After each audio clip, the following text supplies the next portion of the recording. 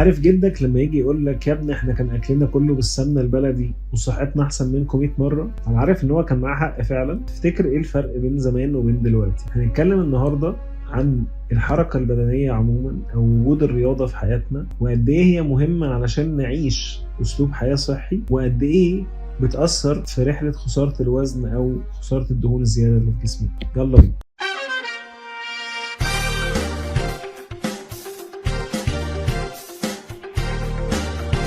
طبيعي ومنطقي اي حد بيحاول يخس، اي حد بيحاول يخسر الدهون الزياده في جسمه هيفكر في حاجتين، زي فنانه مي عبد العزيز كده. اسمهاش مي عبد العزيز، اسمها ايه؟ مي عز الدين.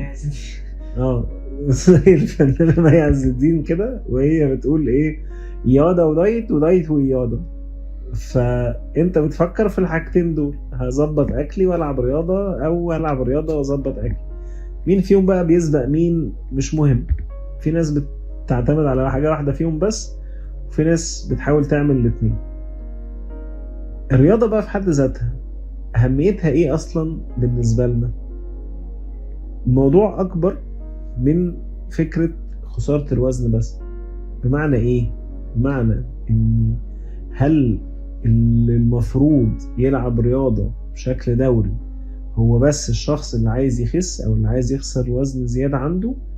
لا طبعا، بالعكس. ده بعض العلماء بيقول لك ان لو الانسان بياكل اكل مش متصنف صحي قوي، ممكن يكون بيشرب سجاير بس بيمارس الرياضة بشكل يومي، هيبقى صحيا افضل من الانسان اللي بياكل اكل مش متصنف غير صحي وما بيشربش سجاير بس ما بيتحركش او ما بيمارسش رياضة على مدار اليوم، يعني بأي شكل من الاشكال. ليه بقى الكلام ده؟ احنا جسمنا ربنا مديهولنا متصمم علشان يتحرك. الانسان المفروض ان حياته يكون فيها حركة كتير. زمان كانوا بينفذوا ده بشكل او باخر بسبب ان اعتمادهم اكتر على المهن البدنية، فدايما كان الشغل فيه شغل بدني كبير. سواء الرجالة اللي كانوا مثلا ممكن يشتغل في الارض، ممكن يشتغل في مصنع، ممكن بيزق حاجة، بيرعى حيوانات، فكلها اعمال بتستدعي ان هو يتحرك بشكل كبير وبشكل مستمر على مدار اليوم. ممكن 6 7 8 ساعات في يومه يبقى كلهم فيهم حركة، فطول الوقت عضلاته بتشتغل، وطول الوقت الدورة الدموية بتاعته بتتنشط بسبب الحركة دي، طول الوقت عضلة القلب شغالة بشكل يديها صحة ويديها قوة. عاملة زي موتور العربية كده، لما بتيجي تركن عربية وتسيبها 2 3 مركونة ومتتحركش تبوظ، ترجع تلاقيها مش عارف جابت برومة ولا معرفش بيقولوا ايه. انت جسمك وعضلاته محتاجة تتحرك. واعتقد اتكلمنا قبل كده على الكونسبت اللي دايما بيتقال على العضلات بتاع what you don't use you lose، الحاجة اللي مش بتستخدمها بتخسرها. فعضلاتك دي طول ما انت ما بتستخدمهاش، ما بتعتمدش عليها، ما بتتحدهاش على مدار اليوم ولا الاسبوع ولا الشهر بانها تخرج بره الكومفورت زون بتاعتها او تخرج بره دايرة الراحة بتاعتها، هتبتدي تخسر قوتها وتضمر وتقل الفاعلية بتاعتها اصلا. فده اللي كان بيحصل، وكان اسلوب الحياة الطبيعي زمان ان الناس تبقى عايشة بتتحرك.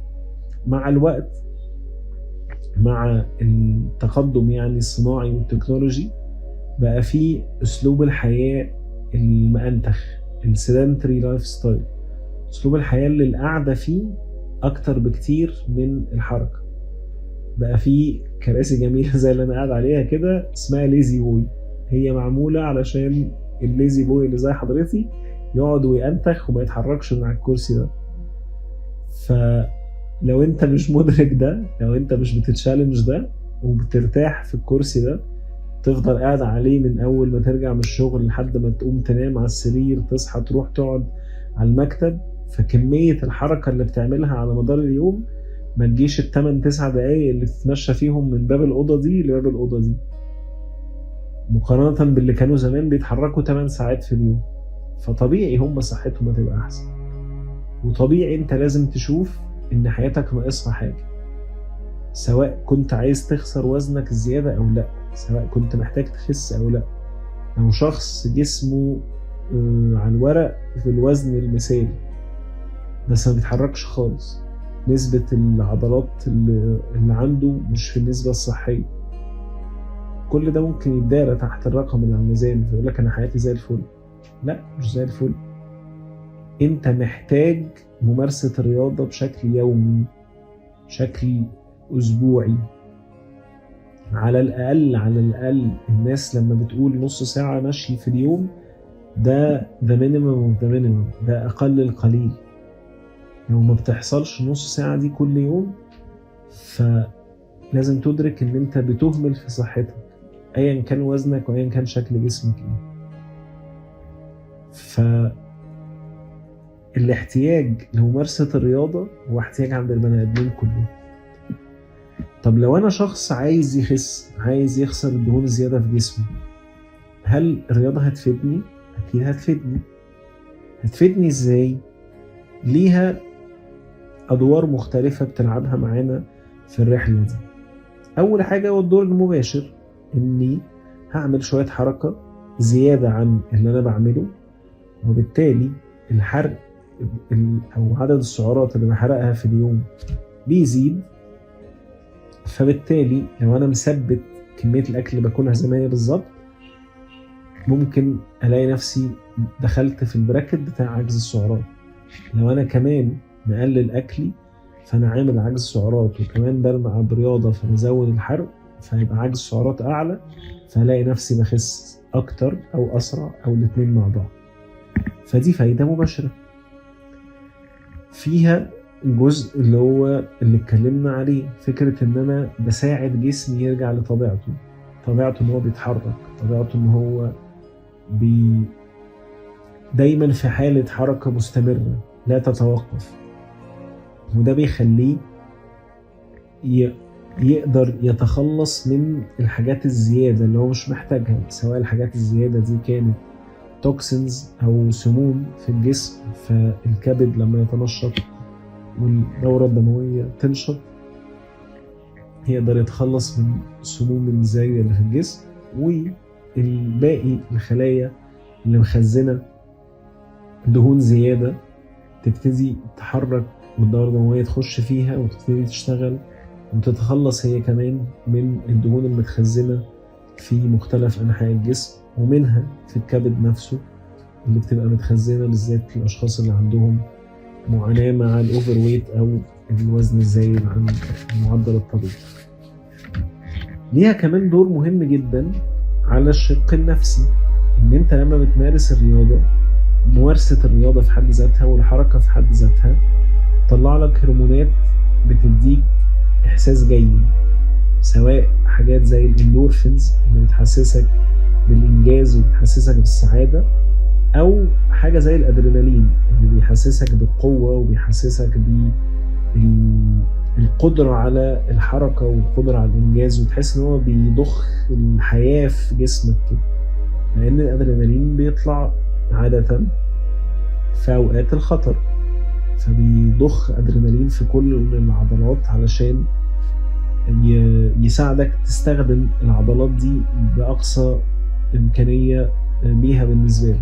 فلما أنت بتبقى بتتمرن بشكل مستمر يبقى طول الوقت عندك الأدرينالين بامب دي، فتبقى طول الوقت حاسس إنك بجد بصحة أكتر من أيام ما كنت ما بتعملش رياضة خالص أو ما بتلعبش رياضة خالص. نفس الكلام اللي لسه قايلينه ده من أحد أدوار الرياضة المهمة جدا، اللي هو الدور النفسي، اللي هو الإحساس بالإنجاز. لما أنت مثلا تبقى النهاردة أول يوم تخش التمرين اتمرنت نص ساعة، بعد أسبوع بقيت تتمرن ساعة كاملة، بعد 3 شهور بقيت تتمرن 1.5 ساعة، او كنت بتشيل دمبل 6 كيلو بقت 8، بقت 10، بقت 15، بقت 20.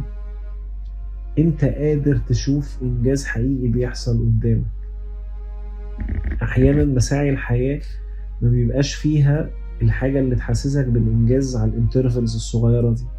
لو انت طالب مثلا فقاعد مستني لما اخلص المدرسة اخر السنة بقى هبقى اخد الشهادة، او اخلص الكلية. لو انت بتشتغل فمفيش حتى نهاية معينة. لو انت في الشغل مثلا ما عندكش بونص سنوي، او ما عندكش كوارتر ريفيو او whatever، ممكن تبقاش مجمع ان حياتك فيها انجازات بتحصل فعلا. والديفولت ان كلنا بيبقى عايش على فضل كريم كده وبيركزش في الحاجات دي. الرياضة بتساعدك انك تشوف بروجرس حقيقي، تشوف انجاز بيحصل قدامك ميجربل، قادر تمسكه في ايدك وتقول لا انا بقالي 3 شهور بتمرن، انا اتقدمت واتحسنت من مرحلة ألف لمرحلة ب لمرحلة ج. وده احساس كلنا محتاجينه، وطول الوقت الانسان بيدور على الشعور بالانجاز ده. برضو من ضمن الادوار المهمة للرياضة هي مساعدتك في التعامل مع المشاعر، ومساعدتك في التعامل مع ضغط العصبي. واحدة من الوسائل انك تنفض وتخرج المشاعر التقيلة اللي انت عديت بيها، خصوصا لو هي خوف او غضب او قلق او كده، انك تحرك جسمك. واتفرجوا على الحيوانات مثلا لما بتبقى هتتعرض لموقف انها هيتم اصطيادها او هتتقتل او كده، بعد كده بيعملوا ايه علشان الخضة والمشاعر التقيلة اللي كانت في اللحظة دي ان هو حياته مهددة ما تفضلش مكملة معاه وتأذيه على مدار حياته. هو خلاص تعاملت مع الموقف خلص، I survived او نجيت بحياتي من الخطر اللي كنت فيه ده، فمحتاج انفض المشاعر التقيلة دي، ما سيبهاش تتخزن جوه جسمي. هتفهموا ساعتها قد ايه الرياضة والحركة من اهم الحاجات اللي ممكن تساعدك على التعامل مع الضغط العصبي وعلى التعامل مع المشاعر التقيلة. طبعا في مميزات او فوائد حسب بقى نوع الرياضة اللي انت بتمارسها وحسب نوع التمرين اللي انت بتتمرنه. لو انت مثلا بتركز في تمارين المقاومة فانت بتزود الكتلة العضلية بتاعتك. تزود الكتلة العضلية معناها انك بتزود السعرات اللي بتحرقها كل يوم. ففي الايام اللي ما بتتمرنش فيها اوريدي عدد السعرات اللي بتحرقها زايد عن قبل كده، وده هيساعدك في حفظ السعرات، هيساعدك في انك تعرف تخس او تخسر الدهون الزايدة في جسمك بعد كده. لو انت بتتمرن تمارين كارديو او تمارين هيت، فانت بتعلي ضربات القلب في وقت قليل. تعلية ضربات القلب بيزقك ناحية الفات بيرنينج زون، او المساحة اللي جسمك بيحرق فيها فاتس. فلو انت مظبط اكلك معاه هتبقى بتخس بشكل كويس جدا. لو انت مش مظبط اكلك ممكن تلاقي نفسك بتخس. ودي النقطة الأخيرة بقى اللي بنكونكلود بيها أهمية الرياضة في رحلة خسارة الوزن. هل الرياضة مهمة؟ definitely مهمة، بس مهمة بنسبة كام في المية؟ من 20 ل 25%. يعني لو بتتمرن كل يوم تمرين في رينج مثلا من 45 دقيقة لساعة، فده لوحده كفيل ان هو يقطع بيك 25% من الرحلة بتاعة خسارة الوزن الزايد بتاعك. لو انت مكتفي بده تمام. لو مستعجل وعايز نتائج اسرع فلازم وحتما ولا بد تبص على 75% الباقيين ان هم بيجوا من تظبيط الاكل او تظبيط السعرات اللي داخله جسمك اصلا. لو ما عملتش ده 25% لوحدهم مش هيعرفوا يعوضوه. ولو استغليت، وده احد السلوكيات السيئة اللي كلنا ممكن نقع فيها، انك قلت ما انا بتمرن بقى فاكل زيادة او اكل حاجات مليانة سعرات هتبقى بتهد اللي انت بتبنيه.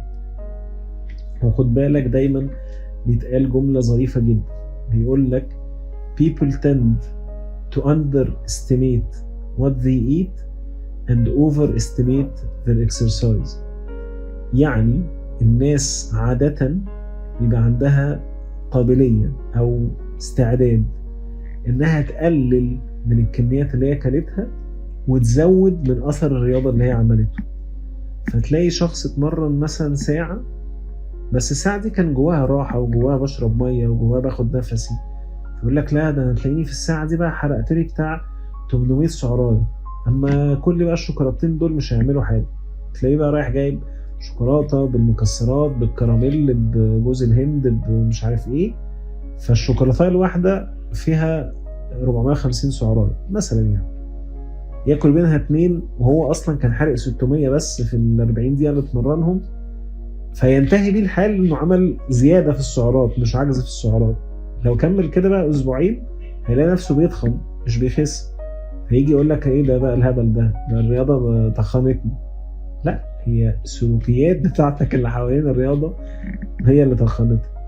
فمهم انك تركز في اني لو انا بدخل الرياضة فانا بدخلها عشان صحتي، بحافظ عليها بشكل دائم علشان صحتي، ولو انا عايزها علشان تخسسني فمهم افهم اثرها هيبقى عامل ازاي بالظبط. اتمنى تبقى حلقة خفيفة وظريفة كده ومعلوماتها قليلة وتبقى مفيدة ان شاء الله.